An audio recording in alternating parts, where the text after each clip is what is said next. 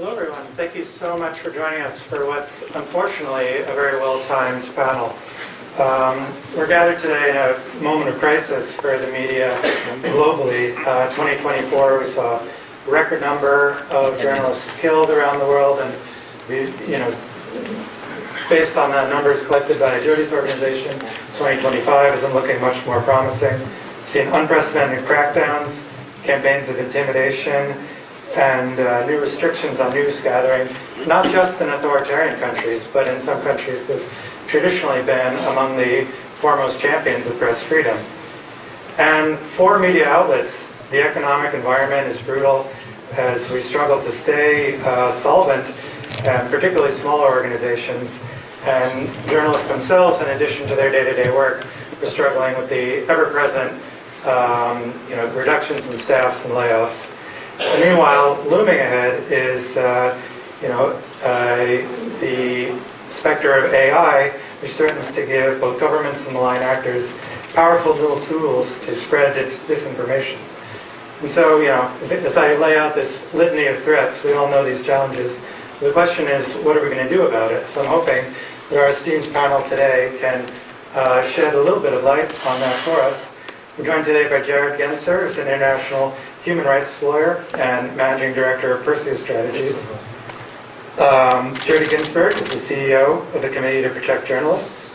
Laura Manley is the executive director of the Shorenstein Center on Media Politics and Public Policy at the Harvard Kennedy School. And unfortunately, Svetlana Tsikhanouskaya is caught in UN traffic and will hopefully be joining us midway through the panel. So I'm going to start with a question for the whole panel. I'm hoping each of you can answer. What steps would you like to see now from either governments or large news outlets to sort of protect the larger ecosystem for news gathering and for healthy media? Maybe, Jared, we could start with you. Yeah, sure. Well, thanks for having me. I think there are a lot of things that actually can be done. I think the most important thing is to try to ensure that regulatory bodies are actually independent and are able to do that. There are also lots of efforts around the world in various countries that are anti-SLAPP laws, trying to basically stop strategic litigation to stop journalists from publishing and making that much harder to make happen.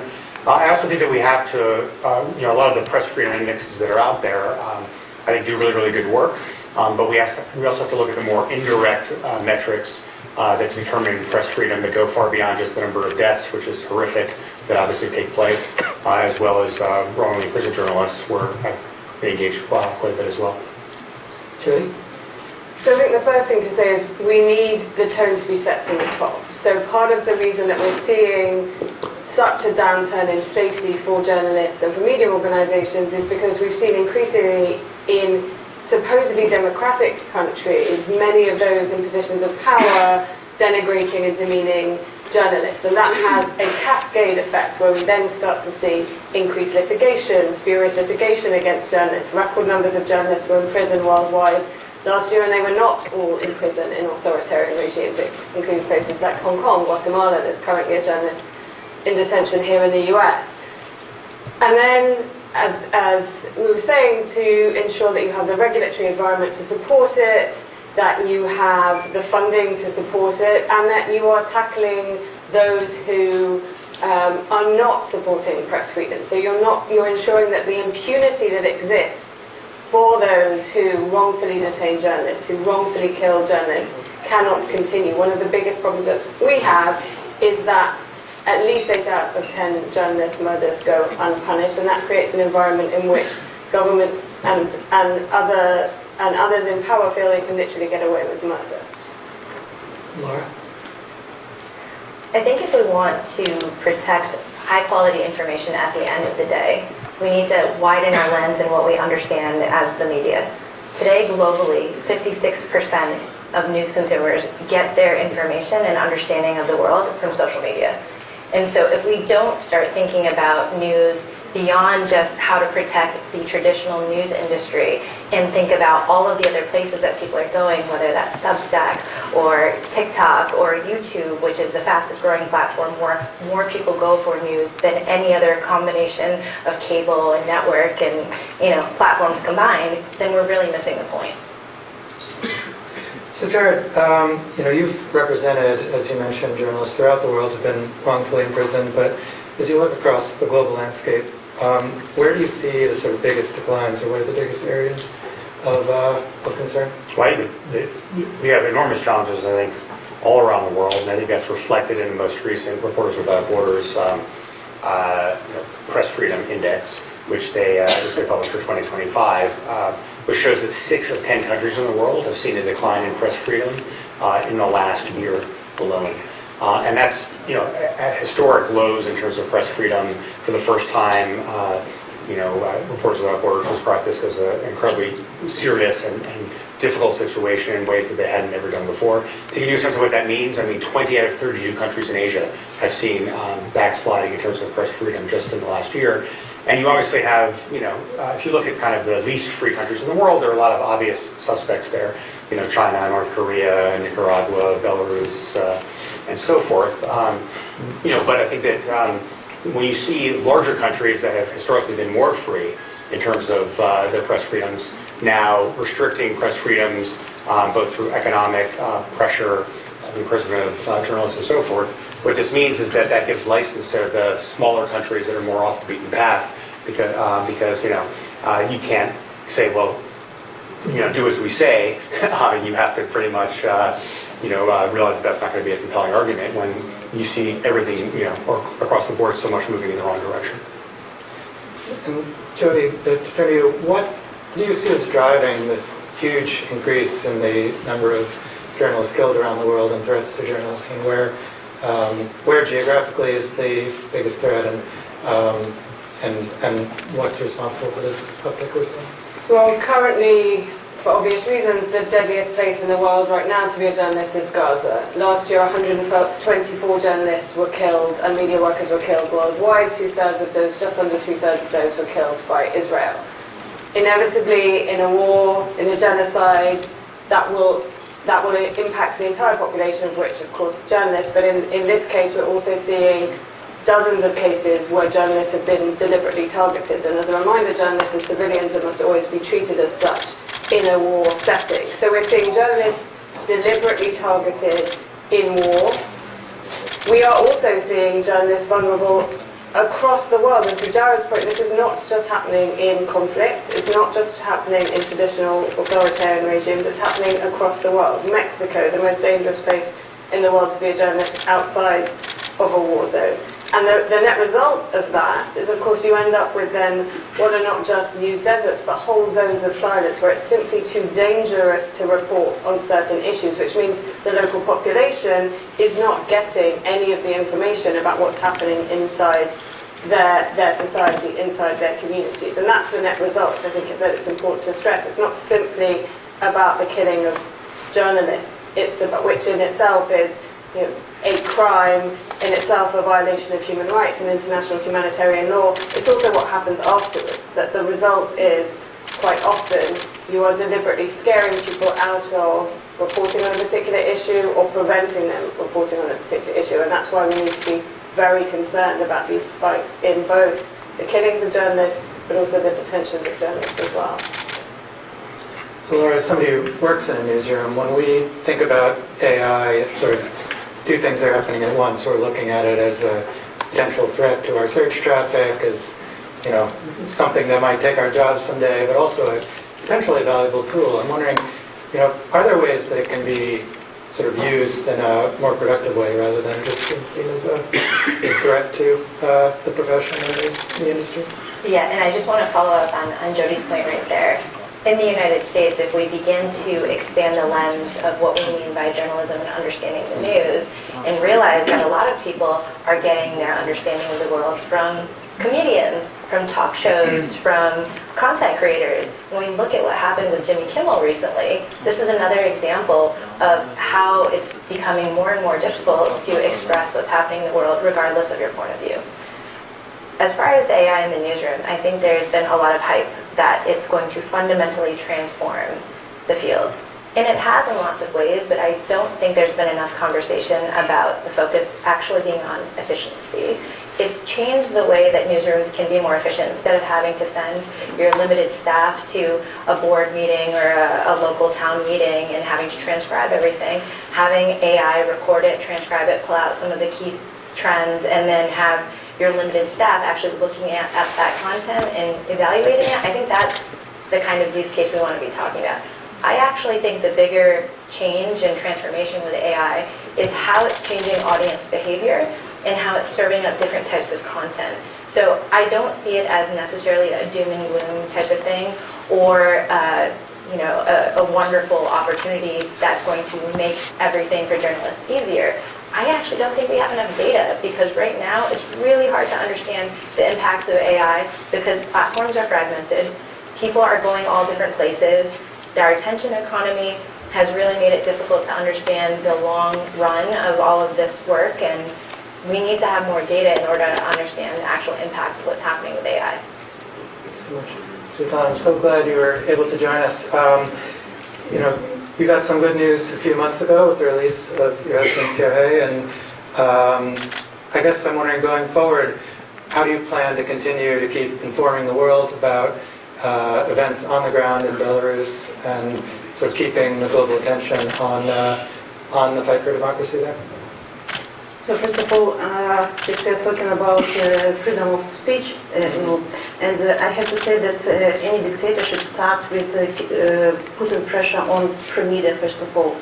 I remember how in 2020 my husband was ordinary blogger, and he just was going around Belarus just asking ordinary people, how do you feel, what are your threats, what are your feelings, how do you feel about Belarus? And because of this, he was jailed. It already then it showed that regime will not be allowed people to speak free. And in 2020, during our uprising, the first category of people who were attacked, these were journalists, because the regime didn't want the world to see, pictures from Belarus, to see these beautiful rallies, that show the desire of Belarusian people for changes. And since 2020, my husband was in jail. He was kept in solitary confinement all these 5 years, and now he is in freedom. I'm really grateful to diplomatic efforts of President Trump for release of several groups of people, encouraged to continue this humanitarian track, because we still have 1,300 political prisoners, among which a lot of journalists. Of course, if you are a journalist, in Seoul, you have to continue this work and open the truth, to the people around the world. And now my husband, after release, though being very exhausted physically, he wasn't broken, and he immediately jumped into our fight. He restarted to have this book, to have his blog. Now he is traveling they're safe. He's visiting diaspora. He's working with State Department just to increase attention to Belarusian topic. So he's promoting, of course, freedom of media, because it's essential to counter propaganda, to keep many topics high on the agenda. In our case, it's Belarus. So without free media, society starts to be suppressed for sure.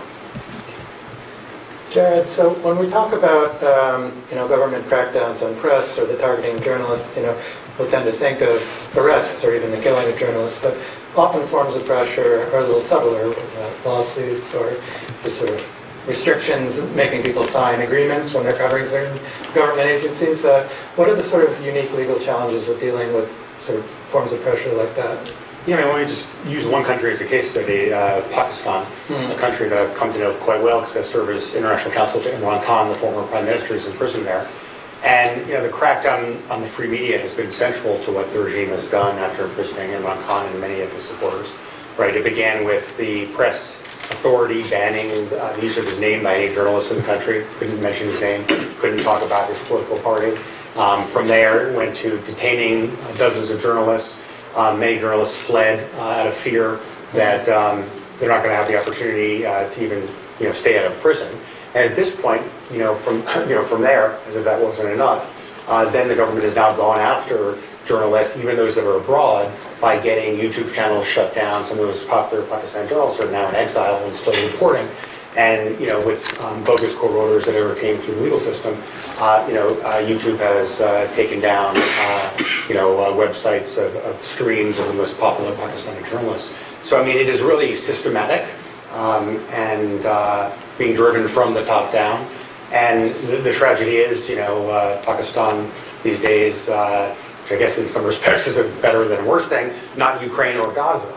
But nonetheless, we're talking about a country of a couple 100 million people, right? And you see the media being shut down so in such a widespread, systematic, and comprehensive manner, with no response really from the international community. It gives you a sense of the enormous challenges, because you need countries around the world to be confronting countries like Pakistan, and that unfortunately is just not happening. So I think it's these are enormous challenges, and you have to think of alternate channels, exactly as was just being discussed, to get news out, to reach the people. Ironically, as is often the case with many of the clients I've represented, the more suppressed political leaders are, journalists are, the more popular their work becomes. And so I do think that there's been an upsurge in interest in Pakistan for the average Pakistani, and bypassing blocks on media and the internet at times as well to access that information.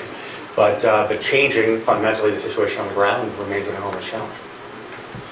So, Jody, we've heard Jimmy Kimmel's name mentioned already. He's back on the air tonight, but it's not clear how many people are actually going to get to see it. And when President Trump says things like when 97% of the stories are bad about one person, that's no longer free speech. I'm curious, looking in your international work, when you're hearing that kind of message from the U.S. administration and the kind of hostility to journalists we've heard, what kind of impact globally does that have?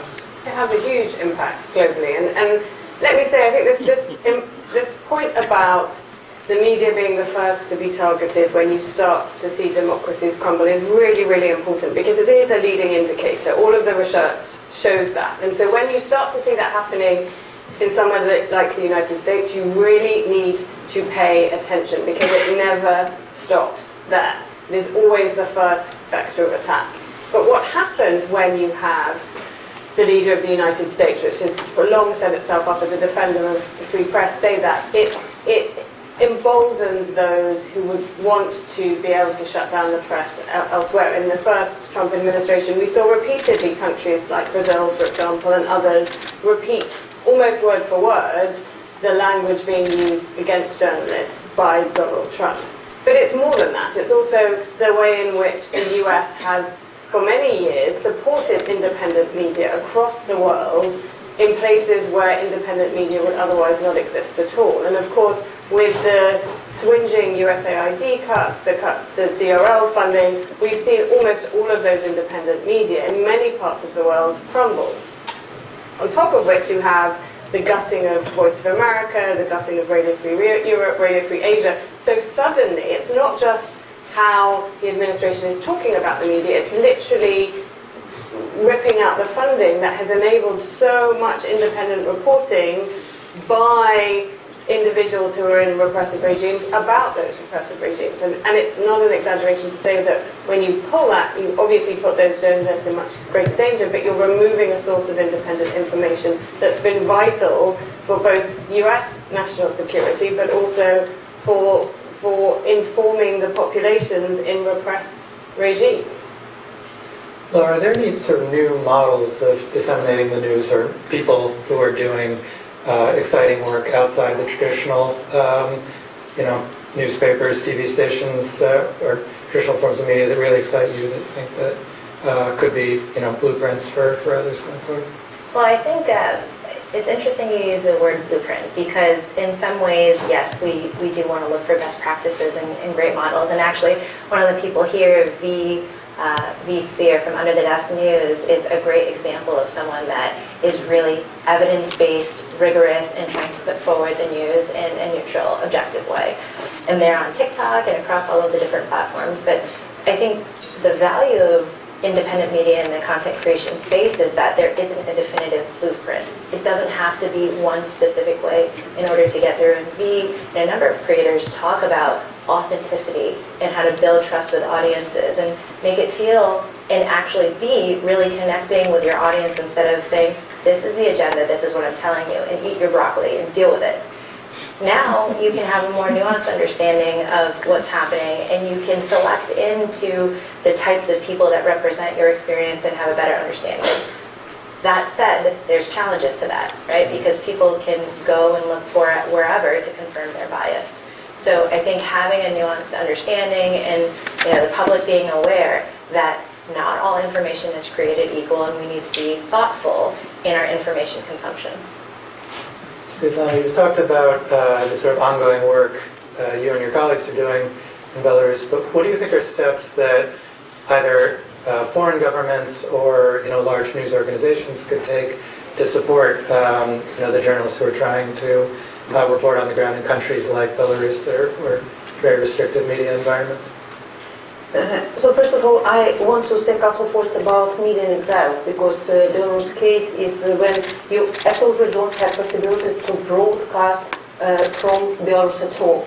And those media who have been ruined, liquidated, suppressed in Belarus in 2020, they managed to renew their broadcasting from abroad. It's extremely difficult. Regime declared all this media as extremist or terrorist. Nobody want to order advertisements in your media because you are terrorist. So it's very difficult to survive. So we always asking democratic countries to support free media in exile, because it's crucially important to counter propaganda that are in Belarus, who own TV, who own all the platforms, and God bless internet. Of course, we can use media, different platforms like YouTube, TikTok, Instagram, anything just to deliver the honest news to Belarusian people. And about 60-70% of the consumers of free media in exile, in the case of Belarus, are from inside the country. Though even if you are reading honest news that are extremistic, you can be detained for years and years in jail. But people are looking for this information because they need, to read what is happening in reality. And it's very important to give this free media in exile possibility to survive. So I would ask the democratic countries maybe to launch emergency fund for independent media, not just give very short grant, but to have consistent support for free media, not stop for a day. Because if any small or big media stop broadcasting for 1-2 days, they disappear from media space, and we cannot afford this. I think I have time for one more question, which I'll put to all of you, if you could try to keep your answers succinct. But as much as I'd love to hear more about what journalists and news organizations can do to navigate this moment, what would you say to consumers of news? What do you think is the best way to be a kind of responsible news reader or news viewer in an era when we're facing these challenges? To start with you, Jared. Yeah, I mean, it becomes more difficult, especially as I was saying, with the cuts in funding, right? I mean, I work in a country like Cambodia, for example, where Radio Free Asia, their Facebook page has about 8 million followers in a country of 14 million people, right? And the withdrawal of funding from Radio Free Asia, for example, just has a dramatic impact. And if you were to ask the average Cambodian how do you consume news, they were getting all of their news from Radio Free Asia, most especially. And so for an average person in the room, who obviously is getting around the world to some extent, I think it's easier. I think that there are still huge divides that can't be broached, and we need to be able to talk to each other more. But I am most worried about authoritarian, semi-authoritarian regimes where the options are just so few that cutting off of one major, actually independent news organization can decimate the ability of the people in the country to understand what's really happening. Sure. I'm most excited by the burgeoning of local media and the resurgence of local media. So I would say support your local media provider. Plus one to that. So I think focusing on the local issues that matter and connecting with people in person, crazy idea, but like in person, talking to folks, connecting with your community, that's one of the best ways to counter authoritarianism and this crushing feeling that we have in our media ecosystem. The one thing I just really want to stipulate, oftentimes when people ask this, they go towards media literacy and say, you need to do your homework and to understand the news better. My mom in rural Massachusetts is no match for the algorithms of Meta. It's just never. I study this and I still find myself scrolling and I'm like, why is it 1 o'clock and I'm sucked into my phone? So I don't think it's enough to just tell people to be better at reading the news. It's not fair. We also need to be thinking about accountability from the platforms, and we need our regulators to really step up because there needs to be more transparency in our information. Svetlana, would you have the last word? Yeah, just I want to agree that today media and different IT companies, they sometimes are even more responsible for changes for freedoms than politicians or societies. But of course we need responsible media editors, but also we need responsible consumers of this information. What we advise them to Belarusians inside Belarus who are really poisoned by propaganda, that you have to double check the information, not just as in post-Soviet Union countries mostly. They told this on TV, it means the truth. No, you have to check, maybe, to listen to other opinion, but it is you who have to do this. Nobody will come and, just say this is true, that knows it is you. There are no easy answers to difficult questions. Just from this point of view, look on the media and on the news. Thanks so much. I'd love to thank Svetlana Tsikhanouskaya, Laura Manley, Jody Ginsburg, Jared Gensler. Thanks so much to all of you.